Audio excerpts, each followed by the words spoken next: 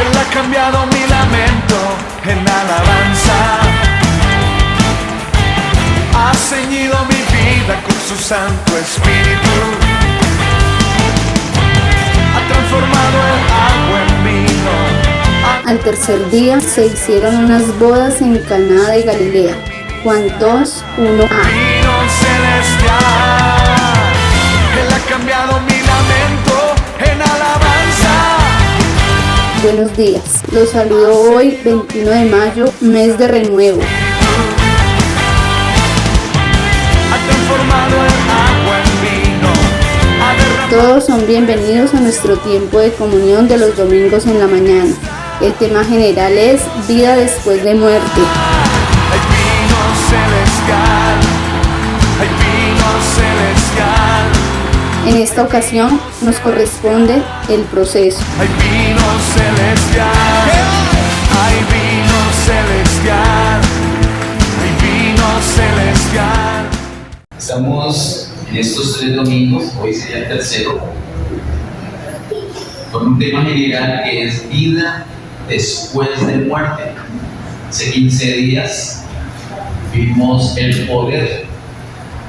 ¿Qué es eso de vida después de muerte? Una vida después de muerte es una vida en resurrección. Y hace 15 días lo que estamos viendo fue el poder de resurrección. Hace 8 días vimos el propósito de esa vida después de muerte. Es decir, el propósito de ese poder de resurrección. ¿Usted recuerda cuál es ese propósito? Cuando de pronto trata de olvidarse, yo mismo recuerdo al Lázaro, el que resucitó al Lázaro en el capítulo 11 de Juan, y en el capítulo 12, inmediatamente que lo resucita, vemos esos 11 primeros versículos, ellos reunidos en Betania. Es una iglesia, un tipo de iglesia, adorando al Señor, dando testimonio del poder de resurrección. Así que el propósito de ese poder, el propósito de vida después de muerte, es que nosotros estemos en el Padre. Eso es el deseo del Señor. ¿Y cómo podemos manifestar, cómo podemos tener esa experiencia práctica? Es con la vida de iglesia. En la vida de iglesia tenemos nosotros esa experiencia del poder de resurrección. El Señor quiere que estemos en el Padre. No tenemos que morir para ir al Padre. Antes tenemos que nacer de nuevo para ir al Padre. El Señor ya hizo todo lo que tenía que hacer para que pudiéramos estar en el Padre. Hoy, el tercer y último día que vamos a mirar por ese tiempo acerca de vida después de muerte, vamos a enfocarnos en el proceso. Hay un proceso, hay una dinámica, hay un camino, hay un quehacer del Señor muy marcado en la Biblia. Para esto, invito a que nos ubiquemos en el Evangelio de Juan. Ubiquémonos en el capítulo 1 de Juan.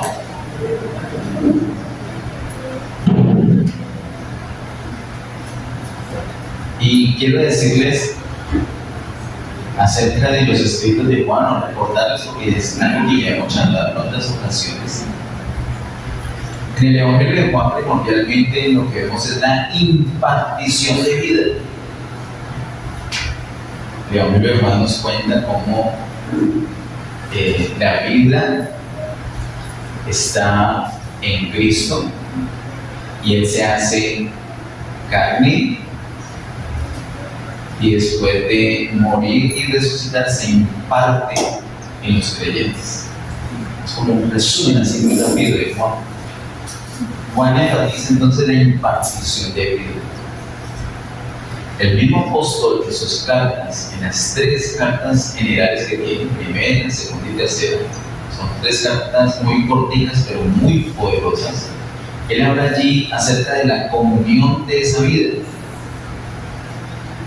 Y esa comunión provoca un crecimiento en vida. Entre más comunión con la vida resucitada en Jesús tengamos, pues más vamos a crecer nosotros en esa vida. Entonces las cartas de Juan nos hablan de la comunión y el crecimiento en vida.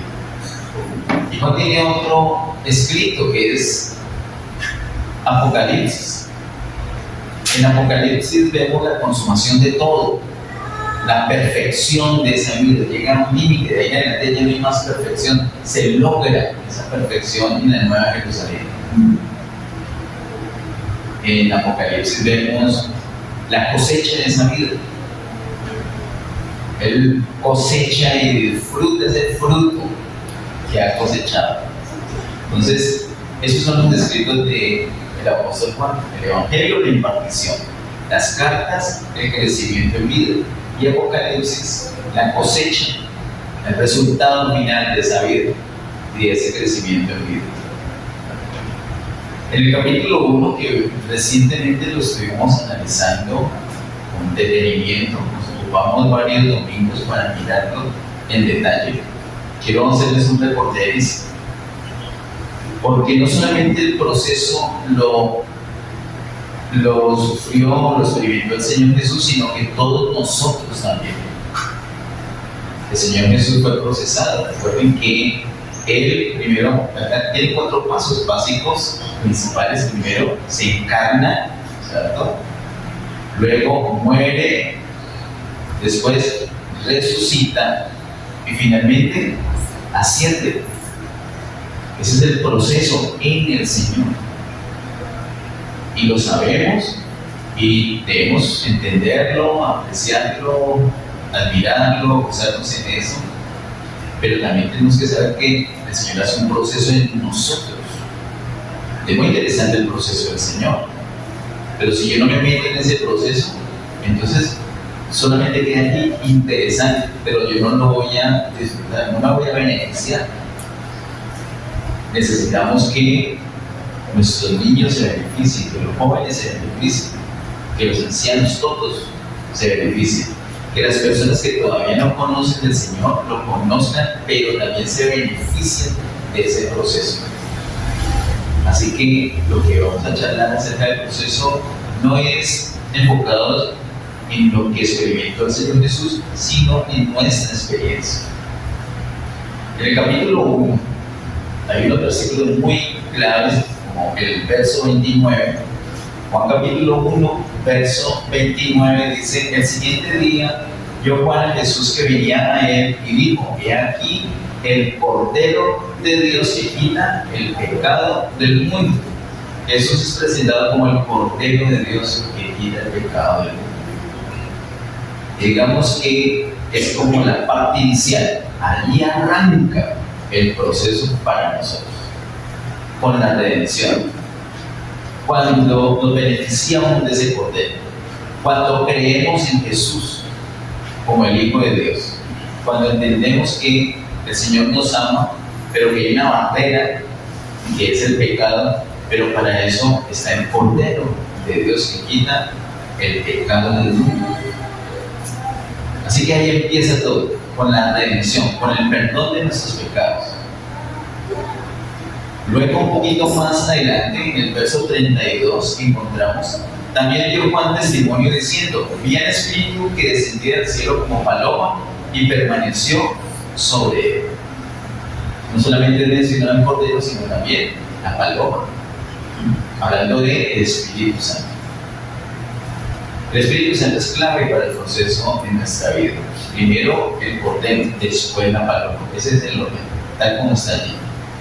Primero la redención. Con la redención entonces viene la regeneración. Y la regeneración es gracias al Espíritu Santo. Al Espíritu Santo que literalmente viene a vivir en nosotros y nos da vida a nuestro espíritu que había muerto para con Dios. Por eso antes no nos interesaba nada de Dios. Porque nos hablaban de Dios y lo confundíamos con religión, o con una filosofía, o con una buena conducta. Y entonces experimentábamos nuestros fracasos tratando de comportarnos bien, en vez de recibir una vida que se manifieste en nosotros y nosotros simplemente relajarnos y disfrutar, que sea el Señor que haga esa vida y no nosotros con un esfuerzo pues al máximo por no hacer cosas malas, por sí hacer cosas buenas, por callarnos o por poder hablar lo correcto. El Espíritu Santo es el que da esa regeneración. Y tal como sucede acá, que el Señor le dice a Juan que esa paloma iba a permanecer. Ese es el sentido del Espíritu Santo. Él no viene y se va, sino que Él viene y permanece. Diga, el Espíritu Santo no se va. El Espíritu Santo no se va. O sea, la clave que dice hermanos es que llegue una vez a la persona. Y el Espíritu Santo no se va, permanece. Entonces no solamente da la regeneración, sino que empieza también una transformación. Todo esto es parte del proceso. Primero la redención, luego la regeneración, luego la transformación. Y cuando la transformación también hay un versículo ahí en el capítulo 1, el capítulo 1 es un capítulo tremendo, lo vimos, es como una síntesis de toda la Biblia, el capítulo 1 de Juan. El versículo que les refiero es el 42, dice el verso 42 de Juan 1. Y le trajo a Jesús, y mirándole Jesús dijo: tú eres Simón, hijo de Jonás, tú serás llamado Cefas, que quiere decir Pedro. ¿Y qué es lo que quiere decir Pedro? No me digas que Cefas. ¿Qué es lo que quiere decir Pedro? Piedra, ¿cierto? ¿Y ustedes recuerdan de qué fue hecho el hombre? De barro.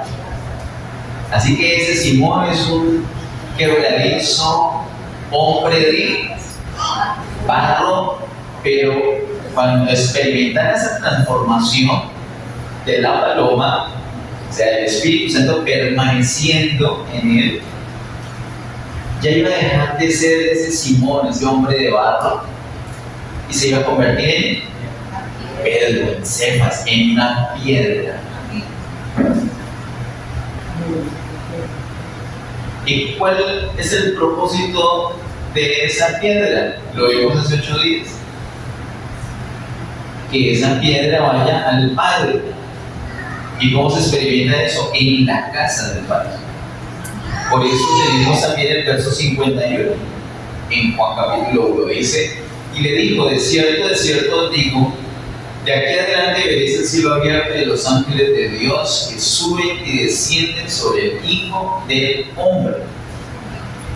El apóstol aquí está aludiendo, el Señor Jesús, porque son palabras del Señor Jesús registradas por el apóstol Juan. Está aludiendo a Génesis capítulo 28, que nos muestra con detalle el sueño que tuvo un hombre llamado Jacob.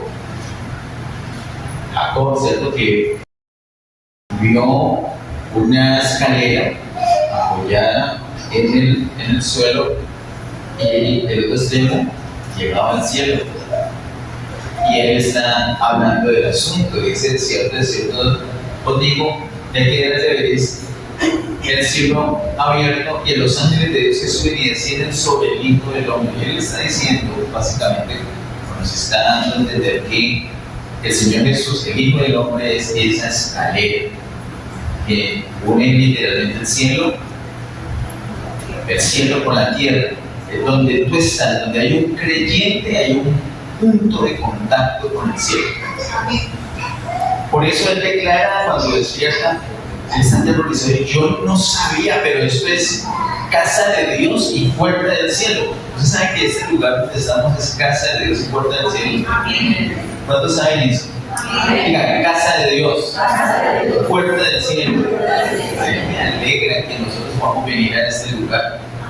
Así que todas las personas que estén interesadas en tener una experiencia de casa de Dios y puerta del cielo tienen que venir aquí a la segunda con 51. En otro lugar no se da eso. Esa es la publicidad que hacen, ¿no han visto? En el pueblo de somos buenísimos. Vengan a Canadá, vengan a Bogotá, vengan a China, vengan a Japón, vengan a Evaristo García, 51 con 7. Aquí es casa de Dios y puerta del cielo. ¿Cómo se llama tu barrio, James? ¿Dónde vives? Prado del Norte. Allí hay un punto de contacto de la tierra y el cielo. por causa de James, quien lo vea libre. Yo he venido a aprovechar y me tomaba una selfie con mi primo, que ocasiona que donde él esté sea un punto de contacto, tierra y cielo. Eso es literal, eso no es una metáfora. ¿Y quién logró todo eso? El Señor. Por cuenta de que ¿qué hay que hacer para eso? Porque miren, ¿qué sigue en el capítulo 1 después? En el capítulo 1 de Juan, ¿qué sigue después de lo que acabo de leer? Miren su Biblia, por favor.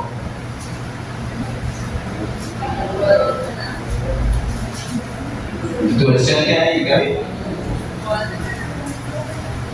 En el capítulo 1, después de ese verso 51, ¿qué hay? Nada. Acabó. ¿Se acabó qué? Se acabó el proceso. Ya no hay más. O sea que cuando se termina el proceso, cuando ya el Señor logra esa morada, esa construcción, ese edificio, un edificio perfecto. Pero primero toca la redención, luego la regeneración, luego la transformación para cambiar de barro a roca, a piedra, una piedra útil para la edificación de esa casa. Y después ya termina el proceso. Después de ahí en adelante es disfrutar completamente. Bueno, ese es el resumen que nos da el capítulo 1 de Juan. Les pido que vayamos a Primera de Pedro, capítulo 2, versos 4 y 5. Primera de Pedro, capítulo 2, versos 4 y 5, dice: acercándonos a él, piedra viva, desechada ciertamente por los hombres, mas para Dios escogida y preciosa. ¿De quién están hablando ahí? ¿De quién? ¿Cuál es esa piedra viva a la cual nos tenemos que acercar, que fue desechada por los hombres, pero para Dios escogida y preciosa? El Señor Jesús. Ahí nos tenemos que acercar, ahí empieza todo. Acercándonos a esa piedra viva, entonces vamos a tener lo que el Evangelio de Juan nos ha contado en el capítulo 1. Porque dice el verso 5: vosotros también, como piedras vivas, entonces no solamente somos transformados de barro a piedra, sino a piedras vivas, ser edificados como casa espiritual y sacerdocio santo, para ofrecer sacrificios espirituales aceptables a Dios por medio de Jesucristo. Así que la transformación tiene un propósito que lo vimos hace 8 días, y es la edificación de esa casa espiritual. Lo primero entonces es acercarnos al Señor, a esa piedra viva. Ese acercamiento tiene un resultado, que somos transformados en piedras vivas, pero no queda todo allí. Ahora tenemos que ser edificados como casa espiritual. ¿De acuerdo? Acá hubo un tiempo donde estaban los materiales ahí arrumados. Y la agrupación de materiales no es una casa, pero cada cosa se pone en su lugar, y ahora ya tenemos una casa. Así que no basta con simplemente agruparnos, se necesita la edificación. Hay una definición muy básica acerca de la iglesia, que es la reunión de creyentes. Es básica, porque la reunión de piedras no necesariamente es una casa. Se requiere la edificación. Diga edificación. ¿Usted le tiene miedo a esa palabra? Diga edificación. Diga a la persona que esté cerquita: necesita ser edificado. Y de pronto esa persona le hizo un puchero.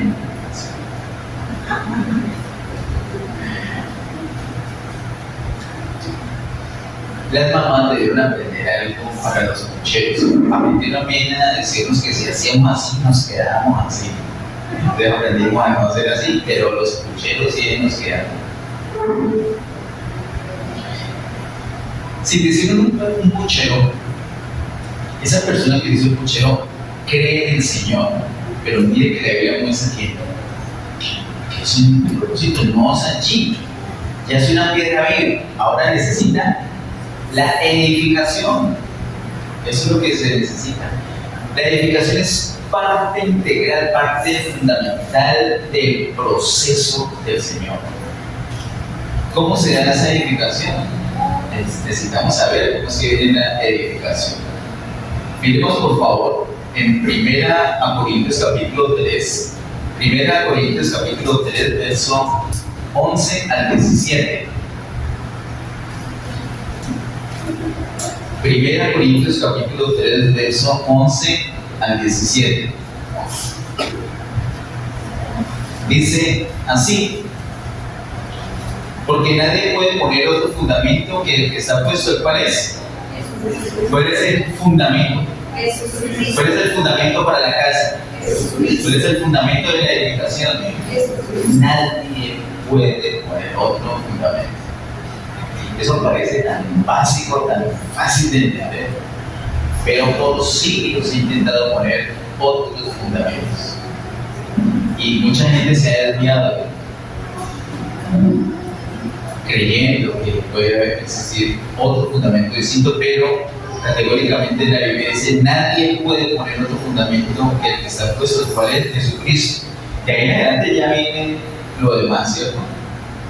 Verso 12: y si sobre este fundamento alguno edificare oro, plata, piedras preciosas, madera, heno o hojarasca, la obra de cada uno se hará manifiesta, porque el día la declarará, pues por el fuego será revelada, y la obra de cada uno, cual sea, el fuego la probará. El verso 13 nos dice exactamente cuándo es la prueba. Mira el verso 13. ¿Cuándo es esa prueba?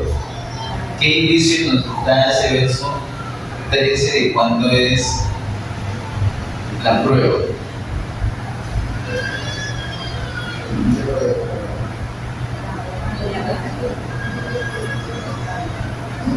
Dice el verso 13: la obra de cada uno será manifiesta, porque el día la declarará.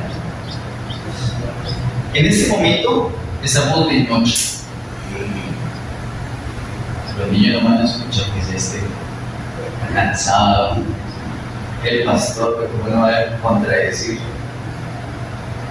Pero estamos de noche, pero ya casi viene el día. Porque cuando aparece el sol, ahora sí podemos decir, ahora sí está de día. Mientras que no aparezca el sol, estamos de noche. Pero cuando aparezca el sol, vamos a estar de día. Y el día va a declarar. ¿Qué es lo que va a declarar? Cómo ha sido la obra de cada uno. No el fundamento, porque eso ya está procesado. En el proceso, la última parte de ese proceso básico del Señor fue la ascensión, y ahí el Padre Celestial le dijo el visto bueno a todo lo que ya había hecho. Eso no requiere prueba, pero lo que se sobreedificó de ese fundamento hacia arriba, eso es lo que va a ser probado. ¿Cuándo? Cuando salga el sol, cuando llegue el día, cuando llegue el Señor Jesús, cuando el Señor llega por segunda vez. Allí la obra de cada uno de nosotros va a ser examinada, va a ser probada, y no va a ser cualquier prueba, es una prueba de fuego, literalmente. Entonces, hay unos materiales utilizados en esa construcción, por lo menos sugeridos, que están en el verso 12. oro, plata, piedras preciosas, madera, heno y hojarasca. Todo eso se pone al fuego. ¿Qué de esas cosas quedará? Lo que está edificado con oro, plata y piedras preciosas. Porque la madera, ¿qué va a suceder? Se va a quemar. El heno se va a quemar. La hojarasca se va a quemar. Esta corbatica se va a quemar. Con todo el dolor que le den a algunas personas, hay una bonita la corbata que tenga rojo, se va a quemar. Solamente lo que se hace: oro, plata y piedras preciosas. Años atrás vimos que todo lo que es oro es la manifestación de la obra del Padre en nosotros, y lo que es plata es la manifestación de la obra del Hijo en nosotros, y lo que son piedras preciosas es la manifestación de la obra del Espíritu Santo en nosotros. Así que los materiales válidos que van a soportar cualquier prueba son oro, plata y piedras preciosas, todo lo que sea del Padre, del Hijo y del Espíritu Santo. Es decir, todo lo que sea de Dios. Todo lo que sea de Dios en mí resiste la prueba de fuego. Lo demás se va a quemar. La princesa no está por aquí. Si hubiera estado aquí, hubiera gritado amén. De queme todo eso que no es de Dios, es de tipo. Tenemos algunas cosas que no son de Dios. ¿Qué ha pasado? Que a veces soy el primer sorprendido. ¿Y yo por qué estoy pensando esto? Oye, ¿por qué dije esa palabra? ¿Por qué estoy mirando para donde no debo? ¿Yo qué hago aquí en este sitio? Y nosotros, te digo, tenemos una capacidad de sorprendernos. Todo eso, todo lo que somos va a ser probado por fuego. Y lo que no es de Dios se va a quemar. Versículo 14: si permaneciera en la obra de alguno que sobreedificó, recibirá recompensa. Es decir, voy a recibir recompensa por todo lo que hay en mí que sea de Dios. Me hice amigo de Felipe, me hice amigo de Andrés. Vamos a Andrés, ya que tenemos como en azul, Andrés. Y entonces en esa amistad compartimos cosas que tienen que ver con oro, plata, piedras preciosas. Pero aquí entre nos, hasta pena me da decirlo, eso de pronto lo editamos y no lo subimos a YouTube. A veces nos compartimos cosas que son muy humanas, muy carnales, muy madera, heno y hojarasca. A veces no solamente compartimos de Dios, sino que nos compartimos amándonos y todo y sabiéndolo, pero compartimos. Nos dejamos llevar y compartimos cosas de un material distinto. Igual todo eso se va a probar. Y voy a recibir recompensa por la obra que resista la prueba de fuego. Esa recompensa hemos aprendido que será cuando el Señor venga. Es decir, estamos hablando de lo que la Biblia denomina el tribunal de Cristo. El apóstol Pedro dice que el juicio empieza por casa. Algunos dicen que no se hace juzgado porque ya fuimos juzgados y perdonados. La Biblia dice otra cosa. Dice justo que el juicio empieza por casa. Y es un juicio en cuanto a qué, en cuanto a que creí o no creí, no. Porque ese juicio es para todos los que creemos. Ese juicio es lo que dice acá, las obras, de acuerdo al material que se usó para edificar sobre el fundamento que es el Señor Jesús. Entonces, si tenemos una obra que perdure, todo lo que yo le compartí a mi hermano Andrés de Dios y él fue edificado con eso, por eso yo voy a recibir recompensa. Pero por todo lo que yo compartí con el que en vez de ayudarle a su edificación le ponía zancadilla, por todo ese mal ejemplo que yo le di, por las veces que lo dejé visto, el que tenga oído para oír. Ay, yo no pensé que a un pastor le doliera tanto que la iglesia lo dejara en visto. Bueno, no toda la iglesia, solamente hablo del 90%. Es duro.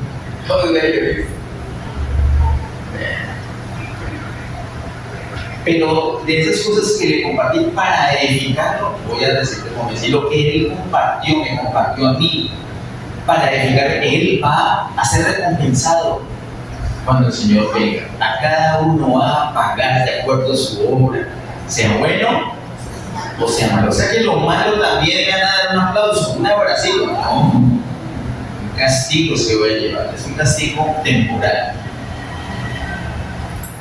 La vida eterna no está en juego, porque es eso, eterno. Porque hijo es hijo, punto. Malo, feo, juicioso, desjuiciado, grande, pequeño, lo que sea, no importa. Hijo es hijo. Así una candidata a la presidencia nacional. Yo, de todas maneras, mi hijo es mi hijo, fue muy brillante. Hijo es hijo. Por eso dice aquí el verso 15: si la obra de alguno se quemare, él sufrirá pérdida. ¿Quién es el que sufre? La persona, porque el juicio, aunque es por las obras, la recompensa la recibe la persona y no necesariamente es un premio, puede ser un castigo. Por eso dice: si la obra de alguno se quemare, él sufrirá pérdida, si bien él mismo será salvo, aunque así como por fuego. Para detalles de qué es ese fuego, para los que les gusta curiosear y mirar lo que es la palabra de Dios más en profundidad, les recomiendo que lean Mateo capítulo 5 y Mateo capítulo 18. Con el capítulo 5 yo creo que va a ser suficiente. Es impresionante lo que dice el fuego para los creyentes. Recuerda que Mateo 5 no habla para toda la gente, sino para los creyentes, para la iglesia del Señor. Es un mensaje, Mateo 5, también 6 y 7, pero en cuanto a ese fuego, Mateo 5 será suficiente. Dice el verso 16: ¿no sabéis que sois templo de Dios y que el Espíritu de Dios mora en vosotros? ¿Sabemos eso? Sí, es una palabra que el apóstol Juan nos dice en el capítulo 2 en adelante, ¿no? Y el verso 17: si alguno destruyere el templo de Dios, Dios le destruirá a él, porque el templo de Dios, el cual sois vosotros, santo es. ¿Cuántos de los que están aquí son parte de ese templo de Dios? Amén. Díganle a la persona que está a su lado, por favor, háganlo por el bien de esa persona. Díganle: no te metas conmigo.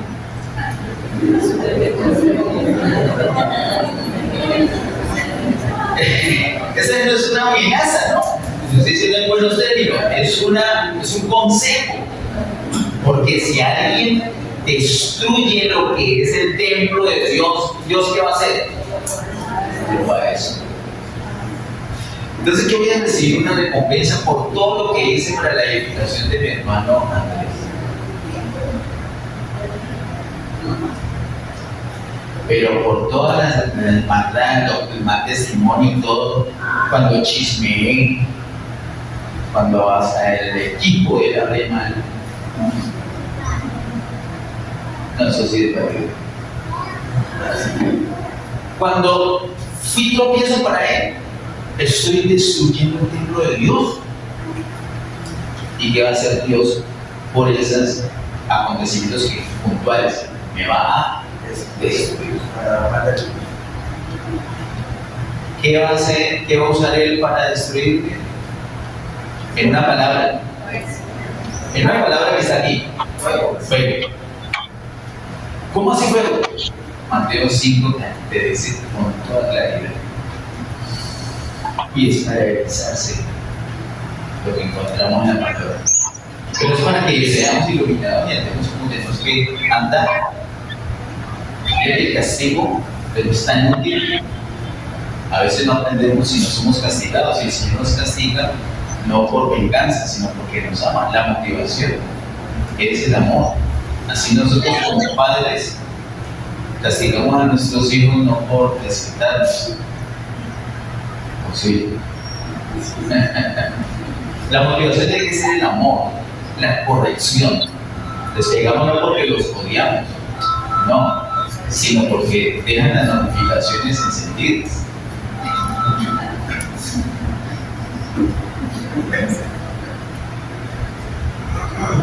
Los castigamos es por amor. El Señor nos corrige por eso. Muy bien. Mire cómo es la edificación. Así que los materiales correctos para la edificación, ¿qué son? Oro, plata y piedras preciosas.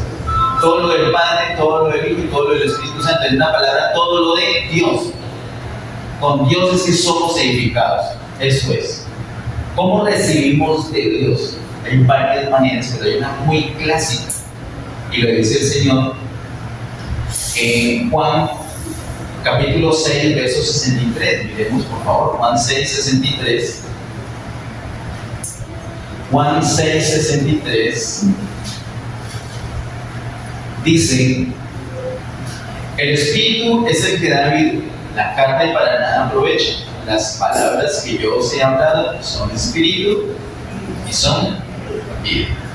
Hemos aprendido que por la palabra, que en la palabra hay espíritu y es vida. Cuando se habla de la palabra, lo que se está transmitiendo es espíritu y es vida. No son solamente unas palabras que llegan a tu oído, sino que literalmente es la impartición de la vida de Dios por medio de la predicación de la palabra.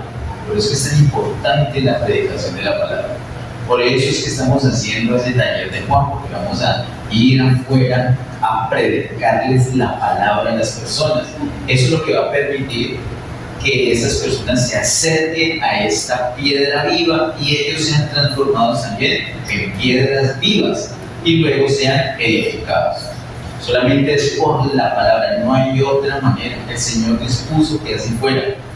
Se puede corroborar eso en las palabras de un gran predicador llamado Pablo en 1 Corintios capítulo 1. Es por la predicación de la palabra que se imparte la vida. Cuando el Señor habla o cuando recibimos la palabra del Señor, estamos recibiendo espíritu y vida, estamos recibiendo vida de Dios, que es el material que necesitamos para ser edificados.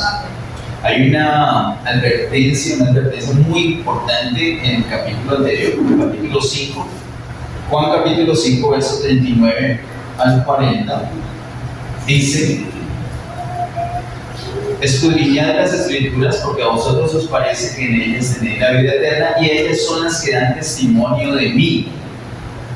Pero no de que ahí no hay un punto. Generalmente ese versículo se usa hasta allí, es muy lamentable. Hay un punto y coma. Así que el concepto no ha terminado allí. Luego sigue diciendo el verso 40: y no queréis venir a mí para que tengáis vida. ¿Ir a dónde? Al Señor Jesús. El Señor Jesús le está diciendo a los judíos: muy bien, ustedes escudriñan la palabra porque piensan que en ella tienen la vida eterna, eso está muy bien, pero no quieren venir a mí para tener esa vida. De tal manera que en la palabra hay impartición de vida, pero por supuesto que tenemos que estar en dependencia del Señor. No es que hoy me siento débil, voy a abrir, que los lugares altos de Abén serán destruidos. Tenemos hasta ahí ya casi un pedacito de no, tengo que estar en una dependencia del Señor. Y literalmente, en estas palabras, yo no puedo separar la palabra de Dios y Dios. Es una sola cosa. Cuando estoy delante de la palabra, como en ese momento estoy literalmente estoy delante de Dios. Y yo no puedo ir con la actitud de voy a leer un libro, sino que voy a escuchar a Dios. Dios me va a hablar. Y cuando me esté hablando, lo que está haciendo es impartiendo su vida a mí. O sea, me está edificando. Cada vez que vaya la palabra, así es que debe. Me va a hablar Dios. Cuando usted venga a una reunión el domingo, usted no espera, mire, si usted se siente muy mal un día, venga a la reunión. Claro. No creo que yo me siento muy mal espiritualmente, hoy no voy a ir, hay que venir. Pero no espere a sentirse mal para venir. Y no es necesario esperar a estar aquí para estar bien. Porque vuelvo a decir, no solamente esta es casa de Dios y puerta del cielo, donde usted esté, usted hace un contacto directo con el cielo.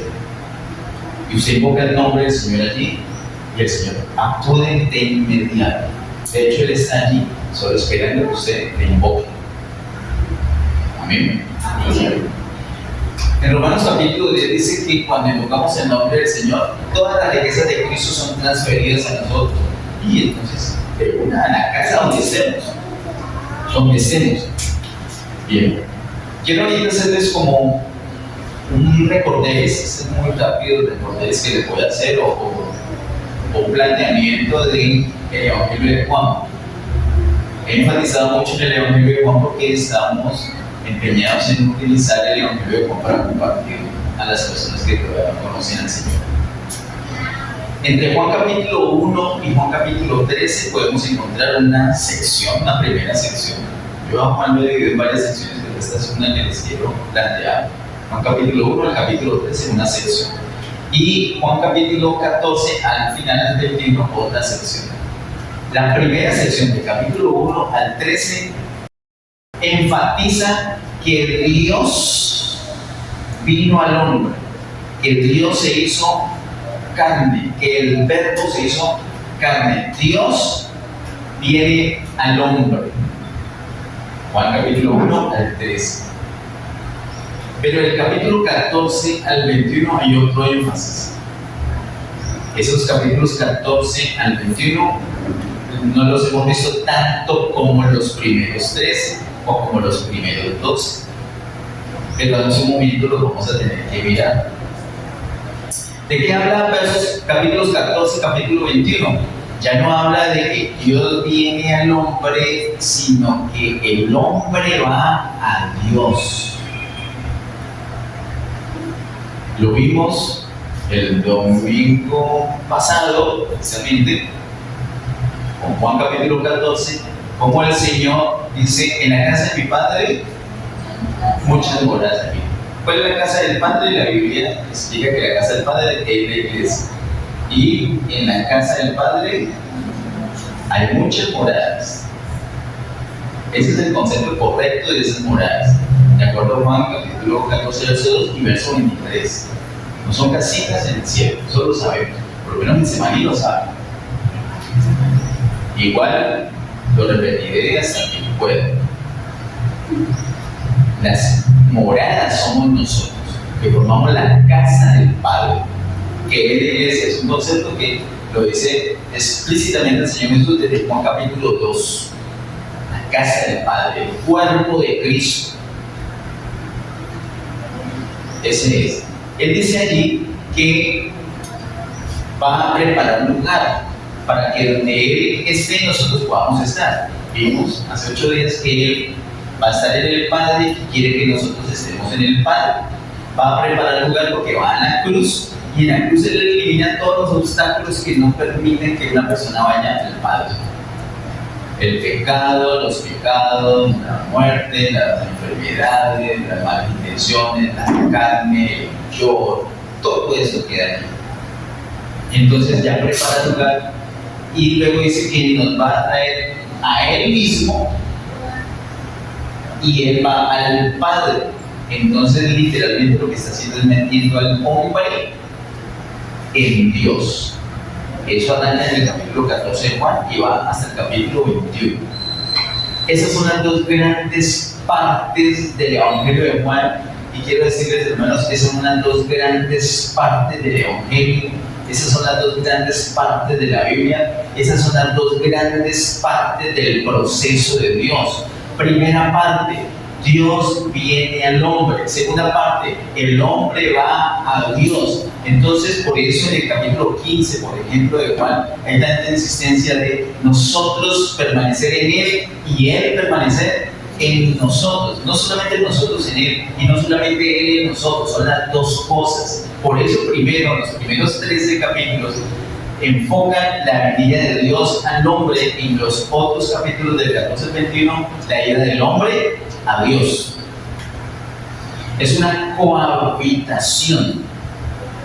La casa está formada no solamente por unas personas, y en esa casa formada por personas va a venir Dios, sino que acabamos de ver que la edificación de nosotros como personas, como piedras vivas, está hecha de un material único que se llama Dios. Pues nosotros ya estamos hechos de Dios, edificados de Dios, y ahí en esa morada es que vive Dios. Entonces ya está Dios en nosotros y nosotros en Dios. Es una cohabitación. Esa es la nueva Jerusalén. En la perfección, esa es la nueva Jerusalén. Bueno, también quiero señalarles unas palabras tan claves como la del apóstol Pablo en Romanos 8:23. Romanos 8:23 es un versículo muy conocido. Hay un temor del ser humano, incluso los que no son creyentes, los que no son convertidos, de morir e irse a una condenación eterna. Hay un temor por el juicio eterno.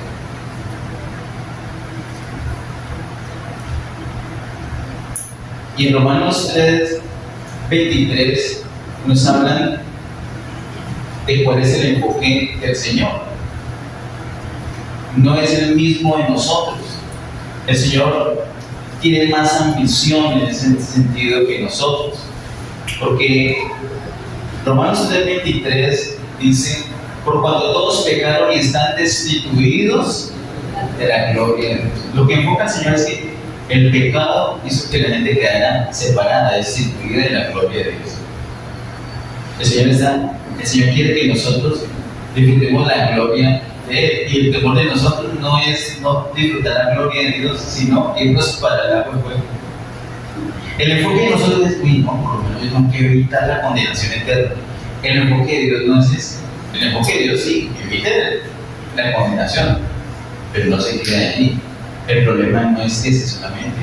El problema es que no disfrutes la gloria de Dios. Y la gloria de Dios está disponible para que la disfrutes hoy y mañana. Y no solamente para ti, sino, como dice la palabra, por la unidad de bendición en la familia, para ti y toda tu casa. No tienes que morir para ahora sí disfrutar la gloria de Dios. No, eso es un concepto religioso, pero la Biblia muestra que el Señor hace un proceso para que podamos disfrutar la gloria de Él ya, para que estemos en el Padre ya. Por eso menciona en Romanos capítulo 8, versos 28 y 29, el propósito del Señor, y es que todos nosotros seamos conformados a la imagen del Señor Jesús. Y el mismo apóstol, ese solamente es un resumen de conceptos que ya hemos aprendido.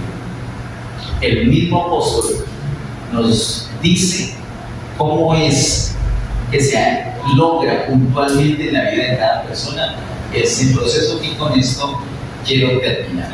Por favor, acompáñenme a 2 Corintios capítulo 3. 2 Corintios capítulo 3, versos 17 y 18. Dice 2 Corintios 3, 17 y 18: porque el Señor es el Espíritu.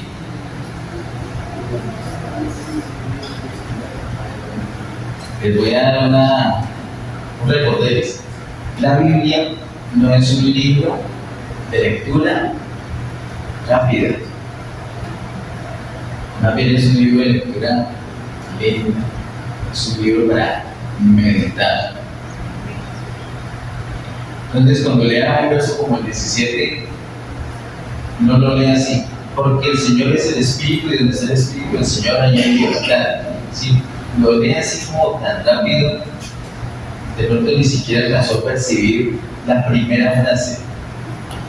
Puede leer juntamente conmigo la primera frase, por favor, del versículo 17, dice: porque el Señor es el Espíritu. ¿Ustedes han visto que Pablo dice que el Señor es el Espíritu? ¿Ustedes saben quién es? Cuando la Biblia dice el Señor, ¿a quién se refiere? ¿A quién se refiere? Al Señor Jesús. El Señor es el Señor Jesús. Cuando la Biblia habla del Señor, habla del Señor Jesús. Entonces lo que Pablo está diciendo aquí en el verso 17 es que Jesús es el Espíritu. Lo que vimos hace 8 días.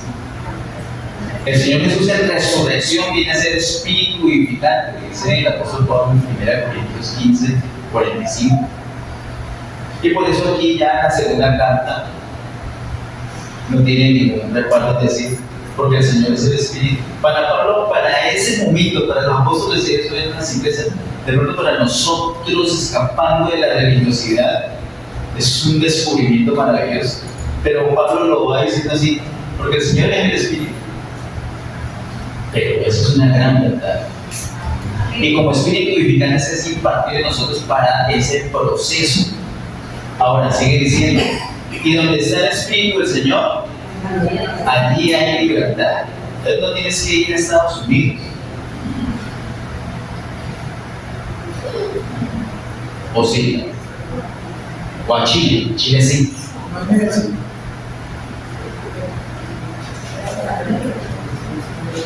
O a España.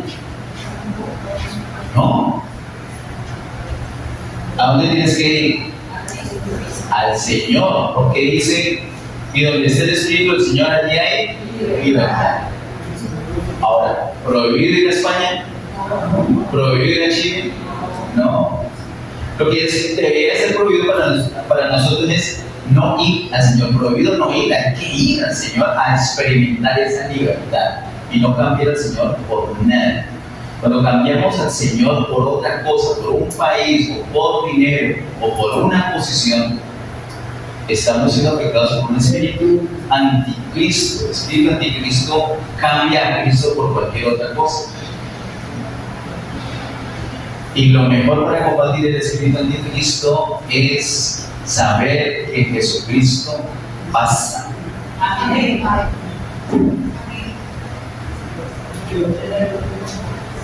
El Señor sabe lo que necesitamos. Cuando no estamos conscientes que Jesucristo basta, entonces Él nos quita todo. Y cuando no tenemos nada más que Él, nos damos cuenta que era verdad. Jesucristo basta. Entonces tenemos que ir a Él. Verso 18. Por tanto, nosotros todos mirando a cara descubierta, como en un espejo, la gloria del Señor, somos transformados de gloria en la misma imagen como por el Espíritu del Señor. ¿Qué es lo que nos dice Pablo acá? Nos está dando la clave para ser transformados. ¿Qué es lo que necesitamos? ¿Cuál es la clave de ese proceso de transformación? Porque ya no somos de barro, ahora somos piedra, pero esa transformación sigue porque viene la edificación hasta ser conformados como la nueva Jerusalén. ¿Qué se necesita eso? Ascender en unos niveles de gloria. ¿Cuántos de los que están aquí levanten la mano ya llegaron al tope del nivel de gloria? Solamente 1, 2, 3, 4, 5. Es que yo soy el digo más subasta, entonces apenas hacen así, ya salí indicando, acá hay uno. Todo el mundo hace como el cabello. Bueno, todos no, solamente 4. Ninguno ha llegado a ese tope. Ahora, usted es consciente y humilde para reconocer que no llegó allí, pero usted no está contento de saber que no está donde empezó. ¿Te acuerdas de la época de los macrazos y todo? Ya no estamos ahí. ¿Te acuerdas? O sea, han pasado cosas. No estamos en el tope de la perfección, pero no estamos donde estamos. Ya estamos en cierto nivel de gloria, pero no podemos quedarnos allí. Tenemos que ir a otro nivel de gloria y a otro nivel de gloria. ¿Y cómo es posible? Bueno, antes de cómo es posible, ¿cuándo se llega al tope? Aquí dice: somos transformados de gloria en gloria en la misma imagen. ¿La misma imagen de quién? Del Señor Jesús. Cuando alcancemos de esa estatura, ahí ya no más. Cuidadito le pasa al Señor. Ahora, ¿cómo es posible eso? Él lo dice: mirando a cara descubierta la gloria del Señor. No hay otra manera. No hay plata para eso, no hay religión para eso, no hay pastor para eso, no hay apóstol, no hay profeta, no hay nadie para eso. Solamente un ejercicio que consiste en mirar a cara descubierta la gloria del Señor. En mi reloj faltan 20 para las 12. Ahorita en 20 minutos salen allá afuera. Esa sonrisa nerviosa, no sé qué quiere decir. Ahorita salen allá afuera a 20 minutos, que sean las 12 y miran el sol. A ver, ¿cómo les va? Duro, ¿cierto? A mí me va a suceder. Se va a lastimar. Literalmente se va a lastimar, porque está en su máximo esplendor en medio del sol. Se puede decir que está en su gloria. Si no aguantamos mirando a cara descubierta finamente el sol, ahora mirando la gloria del Señor, pobrecito, no, miren lo que le pasó un poco, decir, con esos días charlaba con el pastor Ariel, las conversaciones más especiales con el pastor Ariel. Estamos hablando un poco de gente. Son los que nos escapó Daniel, Juan, Ezequiel, pobre Ezequiel. Y veríamos cómo todos estos siervos delante de la gloria del Señor cayeron literalmente fulminados al suelo. Es que qué totazo contemplar a cara descubierta la gloria del Señor. ¿Por qué? Porque el Señor nos quiere lastimar, no. Porque Él es santo, santo, santo, y tú y yo no. Tenemos esas cositas que son de madera, heno y hojarasca, que literalmente se derriten delante de Él. Entonces, cuando contemplamos la gloria del Señor, eso nos lastima. Entre más carne tengamos, entre más carnales seamos, más nos va a lastimar la gloria del Señor, más nos va a lastimar la perfección del Señor. Entonces, ¿cuál es la reacción de nosotros? Que nos invitan y dicen: no, yo no voy, me hago el loco. No, yo voy, y después le invento que tuve parcial. Ay, pero yo no sé, en parcial, no, era parcial de orina. Pero quedamos bien con la persona, pero no vamos a la reunión. ¿Por qué? A veces nos damos cuenta que estamos huyendo de esa, porque como el pecado nos destruyó de esa gloria, nos acostumbramos a andar sin esa gloria. Y cuando nos ponen la gloria delante, y peor, que Pablo dice que no, que tiene que dejar cara descubierta. ¿Por qué no? Porque déjame yo meter, no, esa cara descubierta, uy, no, muy fuerte esa gloria. Pero no hay otra manera. Quédate allí aunque seas lastimado. Y eso te va a limpiar. Y te va a transformar. Y vas a subir a otro nivel de gloria. Y después de tu casa o en la siguiente reunión o en la célula, donde sea, nuevamente cara descubierta. Eso es muy duro. Decirlo es fácil. Pero cuando el Señor te confronte con tu carácter, con tu mal genio, con las bobaditas que tenemos, eso lastima. ¿Y qué tal que estés bien apegado a algo y el Señor diga, eso es lo primero que tienes que dejar? Duro. Entonces a veces uno, no, dejemos ahí, ya estoy bien, no estoy donde estaba, pero aquí no más. Pero, y el otro nivel de gloria.